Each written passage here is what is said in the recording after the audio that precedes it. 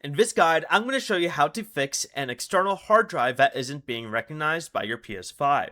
This is Miguel from Just Boz, and before we get into this guide, make sure to like the video and subscribe to the channel with all notifications on for more content like this. It really does help out the channel and we'd greatly appreciate it. If you have any questions, just ask them down in the comment section below. I'm going to be doing my best to reply to every single comment down there. First, disconnect the drive, then restart your PS5. Go ahead and reconnect it directly to one of the super speed USB ports on the back of the console. Do not use a USB hub, and disconnect any other external storage devices. Next, you're going to want to go to your settings, select storage, then select USB extended storage.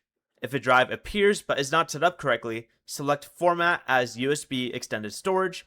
Formatting will erase everything currently saved on the drive. And if the drive still does not appear, try another compatible USB cable or a rare USB port. Then connect the drive to a computer to confirm that it powers on and can be detected.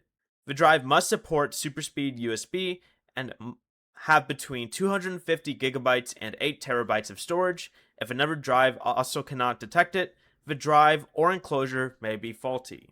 Before you leave, remember to like the video and subscribe to the channel with all notifications on for more content like this. It really does help out the channel and we'd greatly appreciate it. And if you did have any questions, just ask them down in the comment section below. I'm going to be doing my best to reply to every single comment down there. Peace.